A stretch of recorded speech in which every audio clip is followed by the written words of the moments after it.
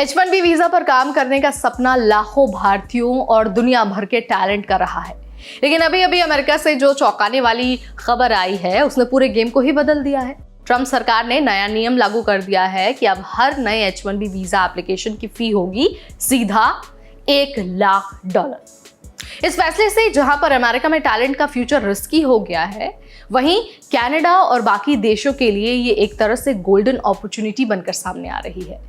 तो आज इसी पर बात होगी कि कैसे ट्रम्प का ये इतना बड़ा फैसला कैनेडियन सिटीज जैसे टोरंटो और वैंकूवर को सिलिकॉन वैली का नया कॉम्पिटिटर बना सकता है। अगर आप भी इसके बारे में जानना चाहते हैं तो वीडियो के एंड तक बने रहिए, बीच में बिल्कुल मत स्किप करिए। नमस्कार, आप देखना शुरू कर चुके हैं NBT टेक एड और मैं हूं आपकी होस्ट नेहा उपाध्याय। तो देखिए, सबसे पहले तो अगर आप हमारे चैनल पर नए हैं तो H1B वीजा का थोड़ा सा इंपॉर्टेंस समझ लीजिए। ये जो वीजा है वो स्किल्ड प्रोफेशनल्स के लिए होता है, खासकर IT, इंजीनियरिंग और हेल्थ केयर सेक्टर्स में। हर साल लगभग 85,000 H1B वीजा अलॉट किए जाते हैं और डिमांड हमेशा सप्लाई से कई गुना ज्यादा रहती है। बड़ी टेक कंपनीज जैसे गूगल, माइक्रोसॉफ्ट, Amazon, सारी कंपनीज H1B पर हेविली डिपेंडेंट है। लेकिन अब पूरी तरह से पिक्चर ट्रम्प ने बदल दी है। ट्रम्प ने अनाउंस किया है कि हर नए H1B एप्लीकेशन पर कंपनीज को $1 लाख की फी देनी होगी। सोचिए, पहले जो कॉस्ट सिर्फ $6,000 थी, अब उसे बढ़ाकर 10 गुना से भी ज्यादा कर दिया गया है। इसका मतलब है कि स्टार्टअप्स और स्मॉल कंपनीज के लिए तो ग्लोबल टैलेंट को हायर करना ऑलमोस्ट इम्पॉसिबल हो गया है। और वहीं जो बड़ी कंपनियां हैं वो भी अब सोच समझकर अपनी हायरिंग करने वाली हैं। अब देखिए, यहां पर इस पूरे सिनेरियो में एंट्री होती है कनाडा की। कनाडा पहले से ही टेक हब्स जैसे टोरंटो और वैंकूवर को ग्रो करने में लगा हुआ है। Amazon के करीब 8500 से ज्यादा एम्प्लॉयज कनाडा में हैं। माइक्रोसॉफ्ट के करीब 2700 लोग वैंकूवर हब में काम कर रहे हैं।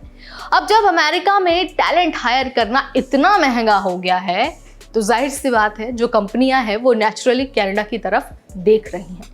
यहाँ सैलरीज थोड़ी कम देनी पड़ती है और वीजा पॉलिसीज भी ज्यादा फ्रेंडली है।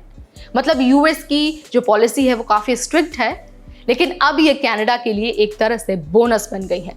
कनाडा ने हमेशा कंप्लेन किया है कि उनके टॉप ग्रेजुएट्स, खासकर AI और कंप्यूटर साइंस वाले, यूएस चले जाते हैं हाई सैलरी और H1B स्पॉन्सर के लिए।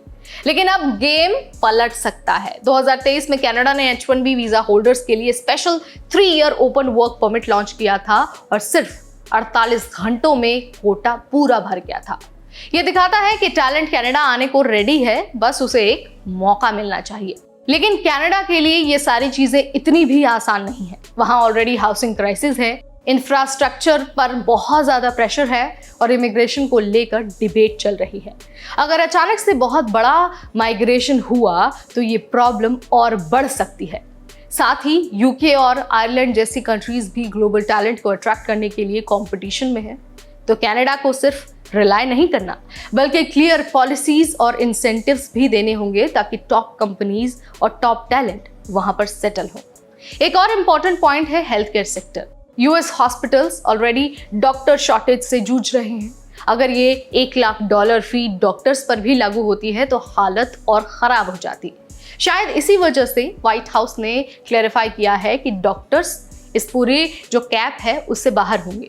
लेकिन इसका मतलब ये भी है कि हेल्थ केयर टैलेंट कनाडा और US दोनों के बीच खींचातानी का बड़ा हिस्सा बनेगा। तो भाई, एक बात तो यहाँ पर क्रिस्टल क्लियर है कि ट्रम्प का ये जो $1 लाख का H1B फी वाला स्टेप है ना, वो सिर्फ US में ही नहीं बल्कि पूरे ग्लोबल जॉब मार्केट में रिपल इफेक्ट पैदा करेगा।